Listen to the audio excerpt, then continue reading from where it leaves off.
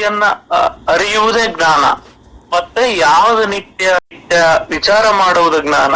ನಿತ್ಯ ಮತ್ತು ಅನಿತ್ಯ ಯಾವುದಂದ್ರ, ನಿತ್ಯ ಅಂದ್ರೆ ಎಡಬಿಡದೆ ನಮ್ಮ ಅಂತರಂಗದೊಳಗೆ ಉಳಿಯುವುದೇ ನಿತ್ಯ. ಅನಿತ್ಯ ಅಂದ್ರ ಬಂದು ಹೋಗುವುದು. ಯಾವ ಬಂದು ಹೋಗ್ತವೋ ಅದು ಜ್ಞಾನ ಅಲ್ಲ.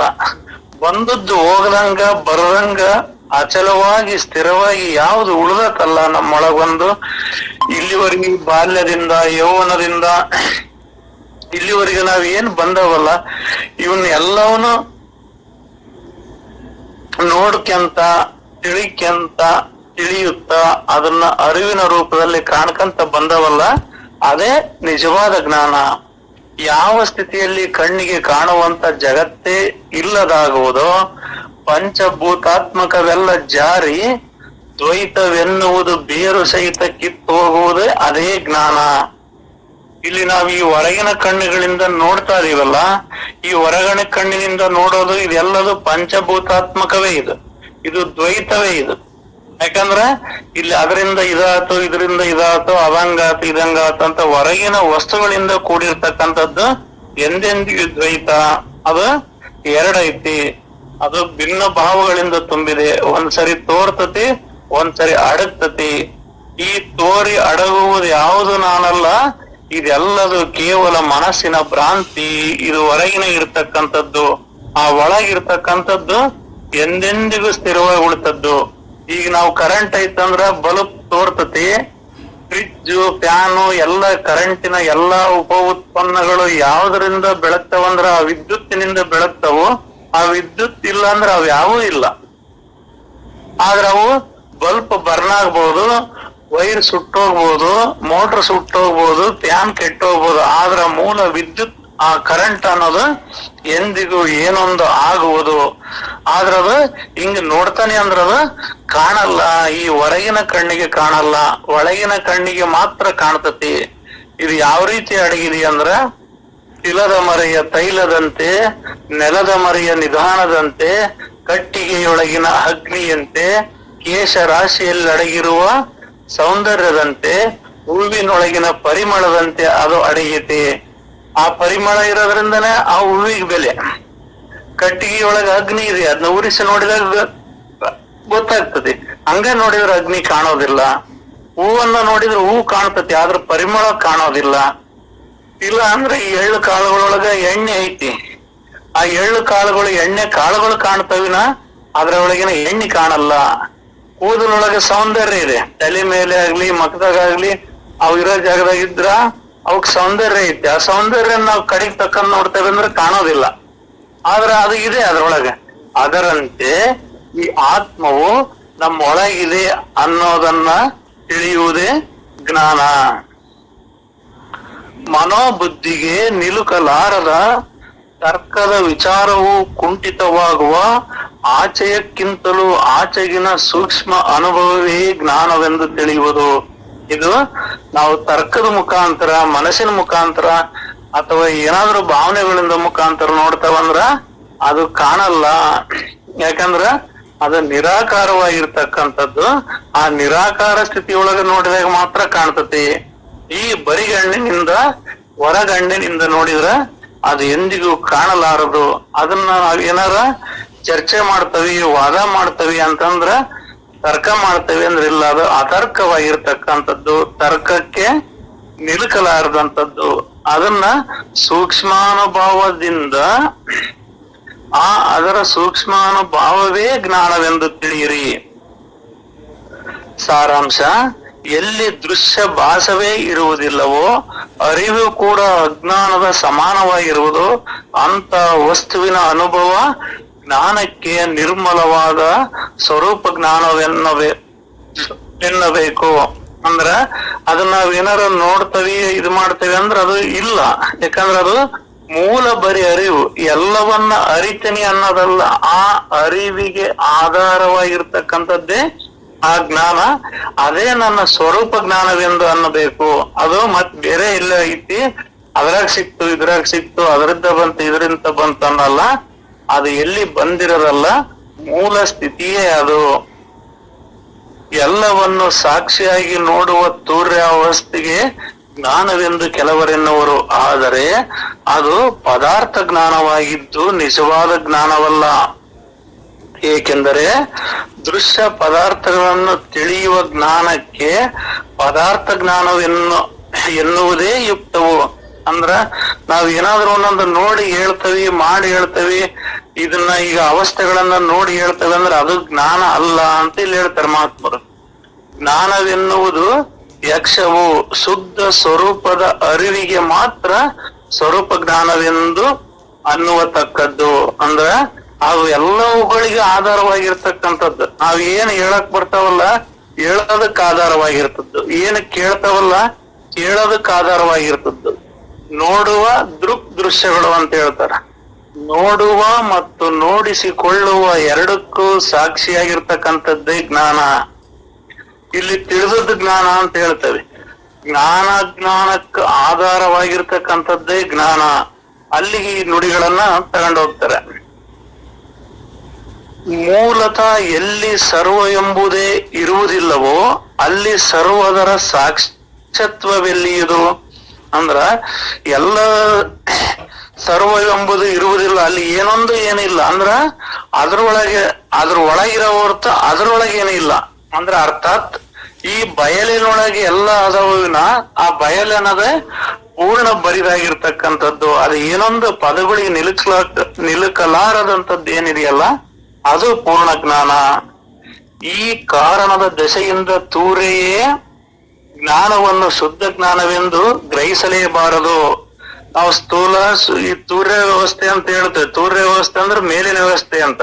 ಅಂದ್ರ ಅದನ್ನ ನಾನು ಅರಿತೇನೆ, ನಾನು ಅದನ್ನ ನೋಡ್ತೇನೆ ಅಂದ್ರ ನೀನ್ ಆ ತೂರ್ಯ ವ್ಯವಸ್ಥೆನೂ ಅಲ್ಲ, ಅದಕ್ಕೆ ಆಧಾರವಾಗಿರ್ತಕ್ಕಂಥ ನೀನು ಅನ್ನೋ ಮಟ್ಟಕ್ಕ ಪೂರ್ಣ ಉಚ್ಚ ಮಟ್ಟಕ್ಕೆ ಉತ್ತರ ಭಾಗಕ್ಕೆ ಈ ನುಡಿಗಳು ತಗೊಂಡು ಹೋಗ್ತಾವ ಅಪ್ಪಾಜಿ. ಅಷ್ಟು ದೂರವಾದರೂ ಏಕೆ? ಜ್ಞಾನವೆನ್ನುವುದು ಅದ್ವೈತ ಸ್ಥಿತಿಯಾಗಿದ್ದು ತೂರ್ಯೇ ಪ್ರತ್ಯಕ್ಷ ದೈವತ್ವವಿರುತ್ತದೆ. ಆದ್ದರಿಂದ ಶುದ್ಧ ಜ್ಞಾನವು ತೂರ್ಯಕ್ಕಿಂತ ಎಂದಿಗೂ ಬೇರೆಯೇ ಇರುವುದು. ನಾವು ಅರಿತೇವಿ, ನಾವು ತಿಳಿತೇವಿ, ನಾವು ಮಾಡ್ತೇವಿ, ನಾವು ಏನ್ ಹೇಳ್ತೇವೆ ಅಂತವಲ್ಲ, ಹೇಳುವುದರ ಆ ಕಡೆಗೆ ಇರ್ತಕ್ಕಂಥದ್ದು, ಕೇಳುವುದರ ಆ ಕಡೆಗೆ ಇರ್ತಕ್ಕಂಥದ್ದು, ನೋಡಿಸಿಕೊಳ್ಳುವುದಕ್ಕೆ ಆಧಾರವಾಗಿರ್ತಕ್ಕಂಥದ್ದು ಅಂತಹದ್ದು. ನಾವಿಲ್ಲಿ ತೂರ್ಯವೇ ಪೂರ್ಣ ಅಂತ ಹೇಳ್ತೇವಂದ್ರ ಆ ಶುದ್ಧ ಜ್ಞಾನ ತೂರಾವಸ್ಥೆಗಿಂತ ಬೇರೆ ಐತಿ ಅನ್ನೋ ವಿಚಾರವನ್ನ ಹೇಳ್ತದಪ್ಪ. ನುಡಿ 10:21 ಶ್ರೋತೃಗಳೇ, ಶುದ್ಧ ಜ್ಞಾನವಾವುದೆಂಬುದನ್ನು ಸ್ಪಷ್ಟವಾಗಿ ಹೇಳಿವೆವು, ತಿಳಿದುಕೊಳ್ಳಿರಿ. ಶುದ್ಧ ಆತ್ಮ ಸ್ವರೂಪವೇ ತಾನೆಂಬ ಜ್ಞಾನವೇ ಶುದ್ಧ ಸ್ವರೂಪ ಜ್ಞಾನವು. ಅಂದ್ರ ಶುದ್ಧ ಆತ್ಮ ಸ್ವರೂಪ ನಾನು, ಆ ಆತ್ಮ ಸ್ವರೂಪನಾಗಿರ್ತಕ್ಕಂಥದ್ದು, ಆ ಬಯಲು ಸ್ವರೂಪನಾಗಿರ್ತಕ್ಕಂಥದ್ದು ಏನೋ ಇಲ್ಲದ ಸ್ಥಿತಿಯೇ ಶುದ್ಧ ಆತ್ಮ ಜ್ಞಾನ. ಅಲ್ಲಿ ಜಾಗ್ರ ಐತಿ, ಸ್ವಪ್ನ ಐತಿ, ಸುಸುಪ್ತ ಐತಿ, ತೂರ್ಯ ಐತಿ, ತೂರ್ಯಾತೀತ ಐತಿ, ಸ್ಥೂಲ ಸೂಕ್ಷ್ಮ ಕಾರಣ ಮಹಾಕಾರಣ ಅಂತ ನಾವೇನೆಲ್ಲ ಹೇಳ್ತಾವಲ್ಲ, ಹೇಳುವಕ್ಕೆ ಆಧಾರವಾಗಿರ್ತಕ್ಕಂಥದ್ದೇ ಆ ಶುದ್ಧ ಆತ್ಮಜ್ಞಾನ. ತತ್ವಮಸಿ ವಾಕ್ಯದ ಉಪದೇಶವೇ ಸರ್ವಶ್ರೇಷ್ಠವಿರುತ್ತದಷ್ಟೇ, ಆದರೆ ಅದರ ಜಪವನ್ನೇನು ಹೇಳಿರುವುದಿಲ್ಲ.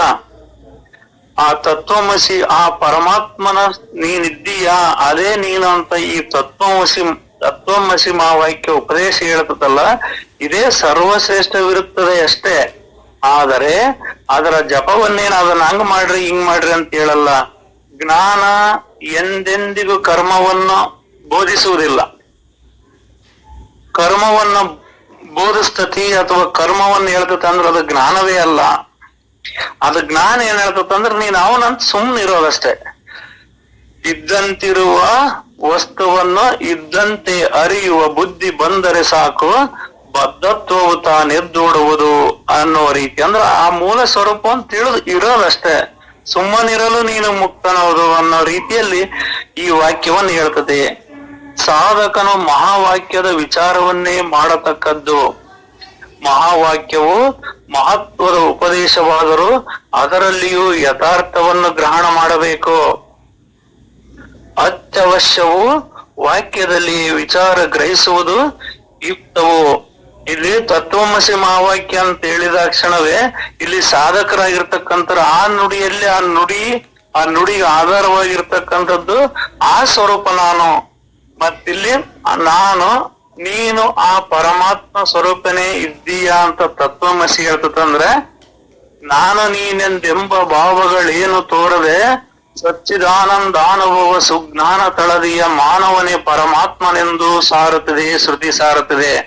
ಮತ್ ನಾನು ಅವನಾದನೆ ಅನ್ನೋದು ನಾನು ನೀನನ್ನೋ ಭಿನ್ನಗಳೇ ಅಲ್ಲಿಲ್ಲ. ನೀನ ಪೂರ್ತಿ ಅದೇ ವಸ್ತು ಸುಮ್ನೆ ಇದ್ದು ಬಿಡು, ಅದು ಪೂರ್ತಿ ರೆಡಿ ಆಗಿಬಿಟ್ಟಿದೆ, ಮತ್ತೇನು ಮಾಡೋದಿಲ್ಲ ಅನ್ನೋ ವಿಚಾರವನ್ನ ಇಲ್ಲಿ ಹೇಳ್ತದ್ರಪ್ಪ. ಕೇವಲ ಅದರ ಜಪದಿಂದಲೇನು ಅಜ್ಞಾನ ಅಂಧಕಾರದ ನಿವಾರಣೆಯಾಗುವುದು. ಮಹಾವಾಕ್ಯದ ಅರ್ಥವನ್ನು ಗ್ರಹಿಸಿದರೆ ತಾನೇ ಪರವಸ್ತುವನಿರುವನು. ಅಂದ್ರ ಇಲ್ಲಿ ಆ ಪರಮಾತ್ಮ ಸ್ವರೂಪನೇ ನೀನದಿ ಅಂದ್ರೆ ಎಲ್ಲದೂ ನಿವಾರಣೆ ಆಗ್ತದೆ. ಅಂದ್ರ ಅಲ್ಲಿ ಇಲ್ಲಿವರೆಗೂ ನಾವು ದೇಹವಿದ್ದೇನೆ, ನಾನು ಮನಸ್ಸಿದ್ದೇನೆ, ನಾನು ಜೀವನಿದ್ದೇನೆ, ನಾನು ಹುಟ್ಟು ಸಾವನಿದ್ದೇನೆ, ನನಗೆ ಸಂಸಾರ ಜಂಜಾಟ ಇದೆ, ಅದು ಇದೆ ಅಂತ ಎಲ್ಲ ಹೇಳ್ಕೊಂತ ಇರ್ತೀವಿ. ಅವಾಗ ಇದು ಯಾವ್ದು ನೀನಲ್ಲಪ್ಪ. ಹಸಿವು ಬಾಯಾರಿಕೆಗಳು ದೇಹಕ್ಕೆ, ಸುಖ ದುಃಖಗಳು ಮನಕ್ಕೆ, ಹುಟ್ಟು ಸಾವುಗಳು ಈ ಪಂಚಭೂತಗಳಿಂದ ಕೂಡಿರ್ತಕ್ಕಂಥ ಜೀವಕ್ಕೆ, ನೀವು ಮೂವರಿಂದ ಆ ಕಡೆಗಿರ್ತಕ್ಕಂಥ ಸಾಕ್ಷಾತ್ ಪರಬ್ರಹ್ಮನ ಸ್ವರೂಪ ನೀನದಿ ಅಂತ ತಿಳಿದ್ಮೇಲೆ ನಮ್ಮವೆಲ್ಲ ದುಃಖ ದುಮ್ಮಾನಗಳು ನಿವಾರಣೆ ಆಗ್ತವೆ. ಆದರೆ ಅದರ ಜಪ ಮಾಡುವುದು ಸುಮ್ಮನೆ ದಣಿವೇ ಅಲ್ಲವೇ. ಈಗ ಪರಬ್ರಹ್ಮ ಸ್ವರೂಪದಿ ಅಂತ ಆದ್ಮೇಲೆ ಸುಮ್ಮನೆ ಇರೋದು, ಮತ್ತೆ ನಾನೇನೋ ಜಪ ಮಾಡ್ತೇನೆ ಅಂದ್ರೆ ಅದು ವ್ಯರ್ಥ ದಣಿವು, ಅದು ಸುಮ್ಮನೆ ಹುಡುಕಾಟ, ಅದು ದಣಿವು ಯಾಕೆ. ಒಟ್ಟಿನಲ್ಲಿ ತತ್ವಮಸಿ ಮಹಾವಾಕ್ಯದ ಅರ್ಥ ವಿವರಣೆ ಮಾಡುವುದೇ ಜ್ಞಾನದ ಪ್ರಮುಖ ಲಕ್ಷಣವಾಗಿದೆ. ನಾವೇನಾದ್ರೂ ಮಾತಾಡ್ತವಿ ಅಥವಾ ಏನಾದ್ರೂ ವಿಚಾರಣೆ ಮಾಡ್ತವಿ, ವಿಮರ್ಶನೆ ಮಾಡ್ತೀವಿ ಅನ್ನೋದಾದ್ರ ಆ ಮೂಲ ಪರಬ್ರಹ್ಮ ವಸ್ತುವಿನ ವಿಚಾರಣೆಯನ್ನು ಮಾಡಬೇಕವಿನ ಅದನ್ನ ಬಿಟ್ಟು ನಾವು ಬೇರೆ ನಾನು ಅದು ಇದು ಅಂತ ಏನೆಲ್ಲ ಮಾತಾಡ್ತೇವಂದ್ರ ಅದು ನಮ್ಮ ಅಜ್ಞಾನದ ಅತಿರೇಕ. ಅಂದ್ರೆ ನಮಗೆ ಊರಿನ ದಾರಿ ಗೊತ್ತಿಲ್ಲದೆ ಸುತ್ತರದಂಗ ಆಗ್ತದೆ. ಅದು ಎಂದಿಗೂ ನಮ್ಮನ್ನ ಗುರಿ ಮುಟ್ಟಿಸಲಾರದು, ನಮಗೆ ಜ್ಞಾನವನ್ನ ತಿಳಿಸಲಾರದು. ಈ ರೀತಿ ಸತ್ಯವಾಗಿಯೂ ಸ್ವಯಂಭು ಸ್ವರೂಪನೇ ತಾನಾಗಿ ತನಗೆ ಭೇಟಿಯಾಗುವ ಜ್ಞಾನವು ಅತ್ಯಂತ ದುರ್ಲಭವಿರುತ್ತದೆ ಎಂದು ತಿಳಿಯಿರಿ. ಇಲ್ಲಿ ಏನ್ ಹೇಳ್ತದಂದ್ರ ಅಲ್ಲಿ ಇದರ ಅರ್ಥವನ್ನ, ಆತ್ಮದ ಅರ್ಥವನ್ನ, ಮಹಾವಾಕ್ಯದ ಅರ್ಥವನ್ನ ನಾವು ಪರೀಕ್ಷಿಸಿದಾಗ ಅಥವಾ ವಿವೇಚನೆಯ ಮುಖಾಂತರ ಅದನ್ನು ನೋಡಿದಾಗ ಆ ತಾನೇ ಆತ್ಮನಿರುವನೆಂಬುದು ಗೊತ್ತಾಗ್ತದೆ. ಆ ರೀತಿಯ ಸತ್ಯವಾಗಿ ಸ್ವಯಂ ಸ್ವರೂಪವೇ ತಾನಾಗಿ ತನಗೆ ಭೇಟಿಯಾಗುವ ಜ್ಞಾನವೇ ಅತ್ಯಂತ ಅಂದ್ರ ತನ್ನ ಮೂಲ ಸ್ವರೂಪವನ್ನ, ತನ್ನ ಆತ್ಮ ಸ್ವರೂಪವನ್ನ ಏನು ತಿಳಿಸೋದೈತಲ್ಲ ಅದೇ ಜ್ಞಾನ. ಇನ್ನು ಉಳಿದದ್ದೆಲ್ಲದು ಅದು ಈ ಮೂಲ ಜ್ಞಾನಕ್ಕೆ ಸಾಟಿಯಾಗಲಾರದು. ವಿಶ್ವವೆಲ್ಲವೂ ಎಲ್ಲಿಂದ ಉದಯಿಸುವುದೋ ಮತ್ತು ತಿರುಗಿ ಅಲ್ಲೇ ಲಯವಾಗುವುದು. ಈ ಮೂಲ ವಸ್ತುವಿನ ಜ್ಞಾನವಾದಾಗಲಿ ಬಂಧನದ ಭ್ರಾಂತಿ ಅರಿಯುವುದು, ಜ್ಞಾನವಾದಾಗಲೇ ಬಂಧನದ ಭ್ರಾಂತಿ ಅರಿಯುವುದು. ಅಂದ್ರೆ ಸಾಗರದಲ್ಲಿ ಅಥವಾ ನೀರಿನಲ್ಲಿ ತೆರೆ ಹುಟ್ಟಿ ತೆರೆಯಲ್ಲೇ ಅಡಗುವ ರೀತಿ ಈ ಮೂಲ ವಸ್ತುವಿನಲ್ಲಿ ಎಲ್ಲವೂ ಹುಟ್ಟಿ ಮೂಲ ವಸ್ತುವೇ ಅಡಗ್ತತಿ. ಆದ್ರ ಆ ತೆರೆ ನಾನಲ್ಲ,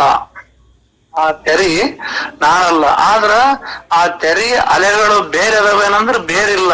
ನನ್ನೊಳಗೆ ಹುಟ್ಟಿ ನನ್ನೊಳಗೆ ಲಯವಾಗ್ತವ, ಆದ್ರ ನಾನು ಲಯವಾಗುವನಲ್ಲ. ನಾನು ಎಂದೆಂದಿಗೂ ಸ್ಥಿರವಾಗಿರ್ತಕ್ಕಂಥವನು, ಅಚಲವಾಗಿರ್ತಕ್ಕಂಥವನು ಅನ್ನೋ ವಿಚಾರವನ್ನ ಆ ಜ್ಞಾನದ ಮುಖಾಂತರ ನಾವು ತಿಳಿದಾಗ ನಮ್ಮ ಬಂಧನದ ಭ್ರಾಂತಿ ಅರಿಯುವುದು. ಈ ವಿಷಯದಲ್ಲಿ ಮತಾಂತರಗಳೆಲ್ಲ ಕೈಯೂರುತ್ತಿದ್ದು ವೇದಾಂತದ ಬಹು ಸೂಕ್ಷ್ಮ ವಿಚಾರದಿಂದ ನೋಡಿದರೆ ಮಾತ್ರ ಐಕ್ಯ ಸಿದ್ಧಿಸುವುದು. ಈ ವಿಚಾರದಲ್ಲಿ ಅನೇಕ ಮತಾಂತರಗಳಂದ್ರೆ ಧರ್ಮದ ವಿಚಾರಗಳು ಒಬ್ಬೊಬ್ರು ಒಂದೊಂದು ರೀತಿ ಅದ ಹಾಗೆ ಇದು ಹೀಗೆ ಅಂತ ಏನೆಲ್ಲ ಹೇಳ್ತಾರೆ. ಆದ್ರೆ ಅವು ಏನೆಲ್ಲ ಹೇಳಿದ್ರು ಕೂಡ ಅದು ಅಭಿಪ್ರಾಯಕ್ಕನುಸಾರವಾಗಿ ಚರಾಚರ ಜಗತ್ತಿನ ಮೂಲವಾದ ನಿರುಪಾಧಿಕ ಶುದ್ಧ ಸ್ವರೂಪವನ್ನ ಶೋಧಿಸುವುದು. ಇಲ್ಲಿ ಏನಾರ ಹೇಳಿ, ಅವ್ರು ಯಾವ್ದಾರ ಹೇಳಿ, ಆದ್ರ ಅದು ನಾನು ಹೌದೇ, ಅದು ನಾನು ಅಂದಾಗ ಮಾತ್ರ ಅದನ್ನ ಸ್ವೀಕರಿಸ್ಬೇಕು. ನಾನು ಅಲ್ಲದನ್ನ ನಾನು ಅಂತ ತಿಳಿಯೋದು ಅದು ಅಜ್ಞಾನ ಆಗ್ತದೆ. ಈ ಪಂಚಭೂತಗಳಿಂದ ಕೂಡಿರ್ತಕ್ಕಂಥ ಶರೀರ ನಾನು ಅನ್ನುವುದು ಅಜ್ಞಾನ, ವಾಯು ತತ್ವದಿಂದ ಕೂಡಿರ್ತಕ್ಕಂಥ ಮನಸ್ಸು ನಾನು ಅನ್ನುವುದು ಅಜ್ಞಾನ. ಈ ಬೇರೆ ವಸ್ತುಗಳಿಂದ ಕೂಡಿರ್ತಕ್ಕಂಥ ಬೇರೆ ಬೇರೆ ವಿಚಾರಗಳನ್ನ ನಾನು ಅದು ಅಂತ ತಿಳಿಯೋದನ್ನ ಬಿಟ್ಟು ಮೂಲ ಸ್ವರೂಪವನ್ನು ಯಾವ್ದು ತಿಳಿತೋ, ಮೂಲ ಸ್ವರೂಪವನ್ನು ಯಾವ್ದು ಬೋಧನೆ ಮಾಡ್ತತೋ, ಯಾವ್ದು ಹೇಳ್ತತೋ ಅದು ನಿಜವಾದ ಜ್ಞಾನ. ಆ ರೀತಿಯಾಗಿ ತನ್ನ ಮೂಲ ಸ್ಥಾನವನ್ನು ಶೋಧಿಸ ಹೋಗಲು ಸಹಜವೇ ಅಜ್ಞಾನ ಹಾರಿ ಹೋಗುತ್ತದೆ. ಇಲ್ಲಿ ಮೂಲ ಸ್ವರೂಪವನ್ನು ನೋಡ್ತಾ ನೋಡ್ತಾ ನೋಡ್ತಾ ಹೋದಾಗ ಅಜ್ಞಾನ ತಾನೇ ಹಾರಿ ಹೋಗ್ತದೆ. ತನ್ನ ಮೂಲ ಸ್ವರೂಪವನ್ನು ಆತ್ಮಾನ್ವೇಷಣೆಯನ್ನು ಮಾಡುತ್ತಾ ಹೋದಾಗ ಮನೋಬುದ್ಧಿಗಳನ್ನ ದಾಟಿ ಅಹಂಕಾರವು ತಲೆ ಕೆಳಗಾಗಿ ತಲೆ ಮುರಿದು ಬೀಳುತ್ತದೆ. ಆಗ ಅಹಂ ಸ್ಫೂರ್ತಿ ಉದಯವಾಗುತ್ತದೆ. ಆ ಅಹಂ ಸ್ಫೂರ್ತಿಯೇ ಆತ್ಮನೆಂದು ತಿಳಿಯುವುದು ಅಥವಾ ಪರಬ್ರಹ್ಮವೆಂದು ತಿಳಿಯುವುದು, ನಾನೇ ಎಂದು ತಿಳಿಯುವುದು ಅಂತ ಇವನ್ನೆಲ್ಲ ದಾಟಿ ಹೋದಾಗ ತಿಳಿತೈತಿ. ಈ ರೀತಿಯಾಗಿ ತನ್ನ ಮೂಲ ಸ್ಥಾನವನ್ನು ಶೋಧಿಸಲು ಹೋಗಲು ಸಹಜವೇ ಜ್ಞಾನವಾಗ್ತದೆ. ಅಂದ್ರೆ ಇವನ್ನೆಲ್ಲವನ್ನು ದಾಟಿ ಹೋದಾಗ ನಾವು ಈ ಹುಬ್ಬಳ್ಳಿಗೆ ಹೋಗ್ಬೇಕಂದ್ರ ಬರೋ ಊರುಗಳು ಎಲ್ಲವೂ ಹುಬ್ಬಳ್ಳಿ ಅಲ್ಲ. ಇವನ್ನೆಲ್ಲವನ್ನು ದಾಟಿ ಹೋದಾಗ ನಮಗೆ ಹುಬ್ಬಳ್ಳಿ ಸಿಗ್ತದೆ. ಅಂದ್ರ ನಮ್ಮ ಮೂಲ ಇರುವಿಕೆ ಅನ್ನೋದು ಸಿಗ್ತದೆ. ಈ ಜ್ಞಾನಕ್ಕೆ ಮುಕ್ತಿದಾಯಕ ಬ್ರಹ್ಮ ಜ್ಞಾನವೆಂದು ಅನ್ನಬೇಕು. ಯಾವುದು ತನ್ನ ಮೂಲ ಸ್ವರೂಪವನ್ನು ತಲುಪಿಸ್ತದೋ, ಮೂಲ ಸ್ವರೂಪವನ್ನು ತಿಳಿಸ್ತದೋ ಅದೇ ಬ್ರಹ್ಮಜ್ಞಾನ. ಇಲ್ಲಿ ಹೊರಗೆ ನಾವು ನಿಂತಿರ್ತೀವಿ, ಇದೇ ನಿಜ, ಇದೇ ಊರೇನೋ ಆ ಊರು, ಇದೇ ಊರೇನೋ ಅವರು ಅಂತ ನಾವು ಭ್ರಾಂತಿಯೊಳಗಿರ್ತೇವೆ. ಆದ್ರೆ ಇವ್ಯಾವ ಆ ಊರಲ್ಲ, ಆ ಊರು ಬೇರೆನೆ ಐತಿ, ಆ ಊರು ನಿಮ್ದಪ್ಪ ಅನ್ನೋ ವಿಚಾರ ನಮಗೆ ಖಚಿತ ಆದಾಗ ಇವೆಲ್ಲ ಊರುಗಳು ಅಲ್ಲ ಅನ್ನೋದು ಕ್ಷಣ ಮಾತ್ರದಾಗ ಹೋಗ್ತತಿ. ಆ ಮೂಲ ಹುಬ್ಬಳ್ಳಿ ಸಿದ್ಧಾರೂಢರದು ಹುಬ್ಬಳ್ಳಿ ಅಂತ ಗೊತ್ತಾದ್ಮೇಲೆ ಗೊತ್ತಿಲ್ದವರು ಇದು ಹುಬ್ಬಳ್ಳಿನೋ ಅದು ಹುಬ್ಬಳ್ಳಿನೋ ಇದು ಹುಬ್ಬಳ್ಳಿನೋ ಅಂತವಿ.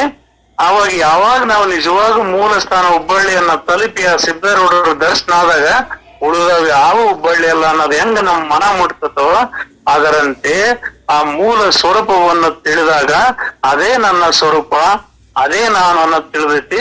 ಉಳಿದವು ಯಾವ ನಾನಲ್ಲ ಅನ್ನೋದು ಖಚಿತ ಆಗ್ತತಿ. ತನ್ನನ್ನೇ ತಾನು ಅರಿಯ ಹೋದರೆ ಸರ್ವಜ್ಞತೆಯುಂಟಾಗಿ ಮೊದಲಿನ ನಾನೆಂಬ ಅಲ್ಪತ್ವದ ಸುದ್ದಿಯು ಸಂಪೂರ್ಣವಾಗಿ ಅಳಿಯುವುದು. ಅದನ್ನ ಆ ಸರ್ವಜ್ಞತೆ ಅಂದ್ರೆ ಪೂರ್ಣ ವಿಚಾರವನ್ನು ತಿಳಿಯುತ್ತಾ ಹೋದಂತೆಲ್ಲ, ಆ ಪೂರ್ಣ ಸ್ವರೂಪವನ್ನು ನೋಡುತ್ತಾ ಹೋದಂತೆಲ್ಲ ಈ ಅಲ್ಪ ಬುದ್ಧಿಯಿಂದ ಅಂದ್ರೆ ಹೊರಗಿನ ಸುದ್ದಿ ಏನಿದ್ದವಲ್ಲ ಇವುಗಳೆಲ್ಲವೂ ಅಳಿದು ಹೋಗ್ತವು. ನಾನು ಯಾರು ಎಂಬ ಜಿಜ್ಞಾಸೆಯಿಂದ ಶೋಧ ಮಾಡುತ್ತಾ ದೇಹಾತೀತ ವಸ್ತುವನ್ನು ಕಂಡು ಹಿಡಿದರೆ ನಿಶ್ಚಯವಾಗಿ ಆ ಸ್ವರೂಪವೇ ತಾನಾಗುವುದು. ಇಲ್ಲಿ ನಾವು ಏನಾದ್ರೂ ಕೇಳ್ತವಿ, ಏನಾದ್ರೂ ಮಾತಾಡ್ತವಿ, ಏನಾದ್ರೂ ನೋಡ್ತವಿ ಅನ್ನೋದು ಏನಾದ್ರೂ ಐತಂದ್ರ ಈ ಜಗತ್ತಿನಲ್ಲಿ ಅತಿ ಸರ್ವಶ್ರೇಷ್ಠವಾಗಿದ್ದ ಯಾವ್ದಾದ್ರು ಐತಿ ಅಂದ್ರ ಆತ್ಮ ವಿಚಾರವನ್ನು ಕೇಳೋದೈತಿ. ಈ ಜಗತ್ತಿನಲ್ಲಿ ಸರ್ವಶ್ರೇಷ್ಠವಾದದ್ದು ಕೇಳೋದು ಯಾವ್ದಾರು ಐತಿ ಅಂದ್ರ ಆತ್ಮ ವಿಚಾರ. ಮಾತಾಡೋದು ಯಾವ್ದಾದ್ರು ಐತಿ ಅಂದ್ರ ಆತ್ಮ ವಿಚಾರ, ನಾನ್ ಯಾರು ಅನ್ನೋದು. ನೋಡೋದೇನಾದ್ರೂ ಐತಿ ಅಂದ್ರ ಅದು ನನ್ನ ಸ್ವರೂಪವನ್ನೇ ನೋಡೋದು. ಇವೇ ಈ ಜಗತ್ತಿನಲ್ಲಿ ಶ್ರೇಷ್ಠವಾಗಿರ್ತಕ್ಕಂಥವು. ಇನ್ನು ಉಳಿದವೆಲ್ಲವೂ ಕೇವಲ ಭ್ರಮೆಗೀಡ್ ಮಾಡ್ತವು ಅಥವಾ ಬಂಧನಕ್ಕೀಡ್ ಮಾಡ್ತವು. ಆ ಮೂಲ ನಿಶ್ಚಯವಾಗಿ ಆ ಸ್ವರೂಪವೇ ತಾನಾಗ್ತದೆ. ಅಂದ್ರೆ ತನ್ನ ಮೂಲ ಸ್ವರೂಪವನ್ನು ನೋಡುತ್ತಾ, ಮೂಲ ಸ್ವರೂಪವನ್ನು ಕೇಳುತ್ತಾ ಅದನ್ನೇ ಮಾತಾಡ್ತಿದ್ರೆ ಅದೇ ತಾನಾಗ್ತದೆ. ನುಡಿ 22:43. ಪೂರ್ವ ಕಾಲದಲ್ಲಿ ಈ ಜ್ಞಾನದಿಂದ ಉದ್ಧಾರಗತಿ ಹೊಂದಿದ ಮಹಾಪುರುಷರ್ಯಾರ್ಯಾರು ಆಗಿ ಹೋಗಿರುವರೆಂಬುದನ್ನು ಈಗ ಹೇಳುತ್ತೇನೆ ಕೇಳಿ. ವ್ಯಾಸ ವಸಿಷ್ಠಾದಿ ಮಹರ್ಷಿಗಳು, ಶುಕ, ನಾರದಾದಿ ಶಾಂತ ಪುರುಷರು, ಜನಕಾದಿ ಮಹಾಜ್ಞಾನಿಗಳು ಇದೇ ಜ್ಞಾನದಿಂದ ಮಹಾತಿ ಪಡೆದರು. ವಾಮದೇವಾದಿ ಯೋಗೀಶ್ವರರು, ವಾಲ್ಮೀಕಿ, ಅತ್ರಿ, ಶೌನಕಾದಿ ಋಷಿರರು ವೇದಾಂತದ ಆಧ್ಯಾತ್ಮ ಜ್ಞಾನದಿಂದಲೇ ಮಹಾತ್ಮವನ್ನು ಪಡೆದರು. ಇವರಲ್ಲದೆ ಸನಕಾದಿಗಳನ್ನು ಮೊದಲುಗೊಂಡು ಆದಿನಾಥ, ಮೀನ, ಗೋರಕ್ಷಕ ಇತ್ಯಾದಿ ಸಿದ್ಧ ಪುರುಷರು ಮತ್ತು ಇನ್ನು ಹೇಳಿ ಮುಗಿಯಲಾರದಷ್ಟು ಮಹತ್ವರು ಇರುತ್ತಾರೆ. ಸಾರಾಂಶ ಏನಂದ್ರ ಅಂದ್ರೆ ಈ ಯಥಾರ್ಥ ಜ್ಞಾನವನ್ನು ತಿಳಿದವ್ರೆ ಪೂರ್ಣ ಆಗ್ತಾರೆ. ಇದನ್ನ ಬೇರೆ ನೋಡಿ ನಾನು ಸಾಧಿಸ್ತೇನೆ, ನಾನ್ ತಿಳಿತೇನೆ, ನಾನ್ ತಪಸ್ ಮಾಡ್ತೇನೆ, ನಾನ್ ಏನ ಮಾಡ್ತೇನೆ ಅಂತಂದ್ರ ಅದು ಎಂದಿಗೂ ಆಗ್ಲಾರ್ದ. ಯಾರು ತನ್ನ ಮೂಲ ಸ್ವರೂಪವನ್ನ ತಿಳಿದು ಈ ಸಾಧನೆ ಮಾಡಿರ್ತಕ್ಕಂಥವ್ರು ಇನ್ನು ಅನೇಕ ಪುರುಷರಿದ್ದಾರೆ. ಸಿದ್ಧರು, ಋಷಿ ಮುನಿಗಳು, ಅನುಭವಿಗಳು ಇವರೆಲ್ಲರ ಅಂತರಂಗದ ರಹಸ್ಯವು ಆತ್ಮಜ್ಞಾನವೇ ಆಗಿದ್ದು, ಮಹಾದೇವನು ಸಹ ಯಾವಾಗಲೂ ಆತ್ಮ ಸುಖದಿಂದಲೇ ಓಲಾಡುತ್ತಿರುವನು.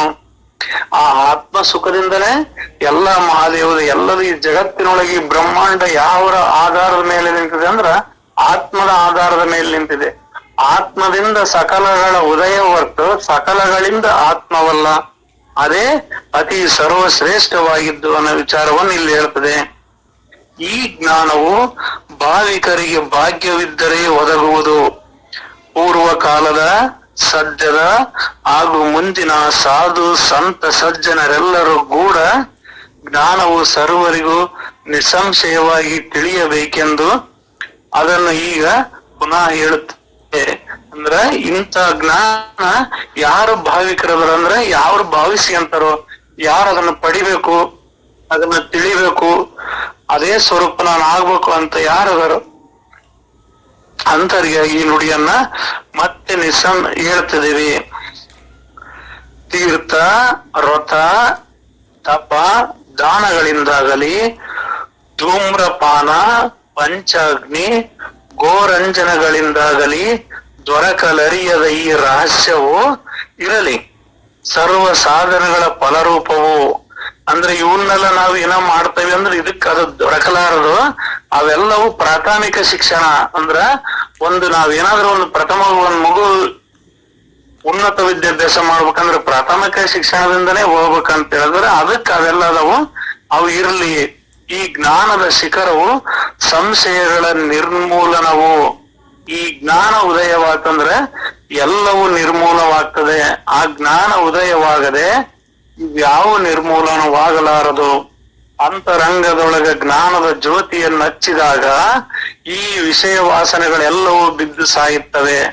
ಹೊರಗಿನ ದೀಪದ ಬೆಳಕಿಗೆ ಪತಂಗಗಳು ತಾವಾಗಿಯೇ ಬಿದ್ದು ಸಾಯುವ ರೀತಿ ಅಂತರಂಗದೊಳಗಿನ ಜ್ಞಾನದ ಬೆಳಕಿಗೆ ವಿಷಯ ವಾಸನೆಗಳೆಂಬ ಪತಂಗಗಳು ತಾವಾಗಿಯೇ ಬಂದು ಬಿದ್ದು ಸಾಯುವ ನೋಡ ಕಬೀರ ಅಂತೇಳಿ ಕಬೀರ್ ದಾಸರ ದೋಹಾಗಳೊಳಗೆ ಹೇಳ್ತದ ನೋಡಿನಪ್ಪ.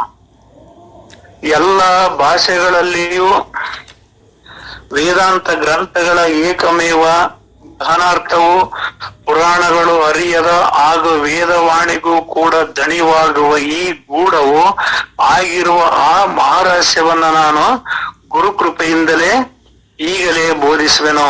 ನಾನೇನು ಸಂಸ್ಕೃತ ಓದಿದವನಲ್ಲ ಅಥವಾ ಮಹಾರಾಷ್ಟ್ರದ ಗ್ರಂಥಗಳಲ್ಲಿಯೂ ನನ್ನ ಪ್ರವೇಶವಿಲ್ಲ. ಆದರೆ ದಯಾಳು ಸದ್ಗುರುನಾಥನು ಮಾತ್ರ ನನ್ನ ಹೃದಯದಲ್ಲಿ ನೆಲೆಸಿರುವನು. ನನ್ನ ಗುರುದೇವನ ಹೃದಯದಲ್ಲಿ ಸದಾಯಾನವಾಗಿ ಕುಳಿತಿರಲು ಇನ್ನೇನು ನನಗೆ ಸಂಸ್ಕೃತ ಪ್ರಾಕೃತಿಕ ಗ್ರಂಥಗಳ ಅವಶ್ಯಕತೆ ಇಲ್ಲ. ಸದ್ಗುರು ಕೃಪೆಯೇ ಮಹಾತಿಯೇ ಇಂಥದಿದೆಯಲ್ಲ. ವೇದಾಭ್ಯಾಸ ಅಥವಾ ಶ್ರವಣ ವಿಶೇಷ ಪ್ರಯತ್ನ ಮಾಡದೆಯೇ ಅದು ಸುಮಧುರ ಫಲದಾಯಕವಿರದು. ಈ ಗ್ರಂಥದ ಪ್ರಾಕೃತಿಕ ಭಾಷೆಗಿಂತಲೂ ಶ್ರೇಷ್ಠವಾದದ್ದು ಸಂಸ್ಕೃತವು. ಸಂಸ್ಕೃತದಲ್ಲಿಯೂ ಹೆಚ್ಚಿನದೇನು? ವೇದಾಂತವು, ವೇದ ರಹಸ್ಯವು ಪ್ರಕಟವಾದ ಆ ಎಲ್ಲಕ್ಕೂ ಮಹತ್ವವಾದ ವೇದಾಂತ ಸಾರ ರೂಪವಾದ ಅತ್ಯಂತ ಗಹನ ಪಾರಮಾರ್ಥವನ್ನೇ ಈಗ ಹೇಳುವನೇ ಕೇಳಿ. ಅಂದ್ರ ಅವ್ರ ಗುರುಗಳು ಹೇಳ್ತಾರ, ನಾನೇನ್ ಬಹಳ ದೊಡ್ಡ ವಿದ್ಯಾವಂತನಲ್ಲ, ನಾನು ಯಾವುದೇ ಭಾಷೆಗಳು ಮರಾಠಿ ಭಾಷೆಗಾಗ್ಲಿ ಅಥವಾ ಇನ್ನೊಂದ್ರಾಗ್ಲಿ ಸಂಸ್ಕೃತವನ್ನು ಹೇಳಿ ಕಲ್ತೋನಲ್ಲ. ಆ ಗುರು ಅನ್ನೋದು ಒಂದೇ ನನ್ನೊಳಗಿದೆ. ಆ ಗುರು ಕೃಪೆಯಿಂದಲೇ ನಾನು ಇದನ್ನೆಲ್ಲ ಹೇಳ್ತೇನೆ. ನಾನು ಹೊರಗಿನ ಯಾವ ಜ್ಞಾನಗಳು ನನಗಿಲ್ಲ, ಆ ಗುರುವೇ ನನಗೆಲ್ಲದು ಅನ್ನೋ ನುಡಿಯನ್ನು ಅವ್ರು ಹೇಳ್ತಾರೆ. ಕೇಳು ಎಲೆ ಸದ್ಗುರು, ವಾಕ್ಯವು ಸದ್ಗುರು ವಾಕ್ಯವು ಗಹನಕ್ಕಿಂತಲೂ ಗಹನವಾದದ್ದೆಂದು ತಿಳಿ. ಅಂದ್ರ ಆ ಸದ್ಗುರು ವಾಕ್ಯ ಎಷ್ಟು ದೊಡ್ಡದೈತೆ ಅಂದ್ರ ಅದಕ್ಕೆ ಎಷ್ಟು ಶಕ್ತಿ ಐತೆ ಅಂದ್ರ ಆ ಗುರುವಿನ ವಾಣಿಗೆ ಇದ್ದಷ್ಟು ಶಕ್ತಿ ಜಗತ್ನಾಗ ಯಾವುದಕ್ಕೆ ಇಲ್ಲ. ನಾವಿಲ್ಲಿ ಹಾಸನ ಹೊಯ್ಸಳ ಸಾಮ್ರಾಜ್ಯವನ್ನು ಇತಿಹಾಸದಾಗ ನೋಡಿದಾಗ ಗುರುಗಳು ಆ ಬಾಲಕರಿಗೆ ವಿದ್ಯೆ ಹೇಳ್ಕೊಡ್ಬೇಕಾರ ಅವ್ರ ಹತ್ರ ಇರೋ ಒಂದು ಸಳನಿಂದ ಹುಲಿ ಬರ್ತೈತಿ. ಆ ಹುಲಿ ಒಯ್ ಸಳ ಅಂದ್ರ ಸಳ ಅನ್ನೋನಿಗೆ ಒಯ್ ಅಂದ್ರೆ ಒಡಿ ಅಂತ ಹೇಳಿದ್ರು. ಆ ಗುರುವಾಗ್ನಿಗೆ ಆ ಒಬ್ಬ ಬಾಲಕನಾಗಿರ್ತಕ್ಕಂಥವನೊಬ್ಬನು ಆ ಹುಲಿಯನ್ನು ಒಡೆದ ಅಂದ್ರ ಅವನಿಂದ ಆಗ್ಲಿಲ್ಲ, ಗುರುವಾಣಿಯೊಳಗ ಅಷ್ಟಕ್ಕಂತ ಚೈತನ್ಯ ಇತ್ತು ಅನ್ನೋ ವಿಚಾರವನ್ನು ಹೇಳ್ತೈತಿ. ಸದ್ಗುರು ವಚನದಿಂದ ಸಮಾಧಾನವು ಕಟ್ಟಿಟ್ಟಿದ್ದು ಬಹಳವೇಕೆ. ಸದ್ಗುರು ವಚನವೇ ವೇದಾಂತವು, ಸದ್ಗುರು ವಚನವೇ ಸಿದ್ಧಾಂತವು, ಸದ್ಗುರು ವಚನವೇ ಅನುಭವಿಕದಾದಂತವು ಆಗಿರುತ್ತದೆ. ಅಂದ್ರ ಸದ್ಗುರು ವಚನಕ್ಕಿಂತ ಮಿಗಿಲಾದದ್ದು ಯಾವ್ದು ಇಲ್ಲ. ಆ ಸದ್ಗುರು ಯಾರಪ್ಪ ಅಂತಂದ್ರ ಯಥಾರ್ಥ ಪಾರಮಾರ್ಥ ಜ್ಞಾನವನ್ನು ತಿಳಿದು ಬ್ರಹ್ಮ ಜ್ಞಾನವನ್ನು ತಿಳಿದು ತಾನೇ ಆ ಬ್ರಹ್ಮ ಸ್ವರೂಪನಾಗಿರ್ತಕ್ಕಂಥ ಇದರಲ್ಲ, ಅವ್ರಿಗಿಂತ ಅಧಿಕವಾದದ್ದು ಯಾವುದು ಇಲ್ಲ. ದೇವರ ದಾಸಿಮಯ್ಯನವರು ಒಂದು ವಚನ ಹೇಳ್ತಾರೆ, ಕರಿಯನ್ನಿತ್ತಡೆ ವಲ್ಲೆ ಸಿರಿಯನ್ನಿತ್ತಡೆ ವಲ್ಲೆ ಇರಿದಪ್ಪ ರಾಜ್ಯವನ್ನಿತ್ತಡೆ ವಲ್ಲೆ ನಿಮ್ಮನ್ನರಿದಿಪ್ಪ ಶರಣರ ಸೋಳ್ನುಡಿ ಒಂದ್ ಅರಗಳಿಗೆ ಇತ್ತುಡೆ ನಿಮ್ಮನ್ನೇ ಇತ್ತ ಕಾಣ ರಾಮನಾಥ ಅಂತ. ಅಂದ್ರ ಆ ನುಡಿಗೆ ಅಷ್ಟು ಶ್ರೇಷ್ಠವಾಗಿದೆ. ಸದ್ಗುರುನಾಥನು ಅತಿಶಯ ಜೀವಾಳದ ವಾಣಿಯಿಂದ ನನಗೆ ಪೂರ್ಣ ಸಮಾಧಾನವಾಗಿರುವುದು. ನನ್ನ ಹೃದಯಾಂತರದಲ್ಲಿಯ ಆ ಗುಟ್ಟನ್ನೇ ನಿನಗೆ ಹೇಳಬೇಕೆಂದು ಹಂಬಲಿಸುತ್ತಿದ್ದೇನೆ. ನೀನು ನಿಜವಾದ ಅವಸ್ಥೆಯಿಂದ ಕೇಳಿಕೊಳ್ಳಲು ಸಿದ್ಧನಿರುವೆಯಾ? ನೋಡು, ಹಾಗಿದ್ದರೆ ಇದೇ ಕ್ಷಣಕ್ಕೆ ಹೇಳಿಕೊಡುವೆನು. ವಾಗ್ದಾರರು ದಯಾಳುವಾಣಿಯನ್ನು ಕೇಳಿ ಶಿಷ್ಯನು ಅವರ ಪಾದಗಳನ್ನು ಗಟ್ಟಿಯಾಗಿ ಹಿಡಿದುಕೊಂಡು ಕೆಳಮುಖದಿಂದ ಸದ್ಗುರುವೇ ಹೇಳಿರಿ ಎಂದು ಬೆಸಗೊಳ್ಳಲು ಗುರುದೇವನು ಹೇಳಲಾರಂಭಿಸಿದನು. ಅಪ್ಪಾಜಿ ಇಲ್ಲಿಗೆ ಸಮಯ ಆಗ್ತದೆ, ಇಷ್ಟಕ್ಕ ನಿಲ್ಸಣ್ರಪ್ಪಾಜಿ, ಮತ್ತ ನಾಳೆ ಮುಂದುವರ್ಸಣ್ರಪ್ಪಾಜಿ. ಹ್ಞೂನ್ರಿ ಬರೋಬ್ಬರಿ ಸಮಯ ಆಗೈತಿ, ಸಾಕು. ಎಲ್ಲ ಶರಣರ ಪಾದಗಳಿಗೆ ವಂದಿಸುತ್ತಾ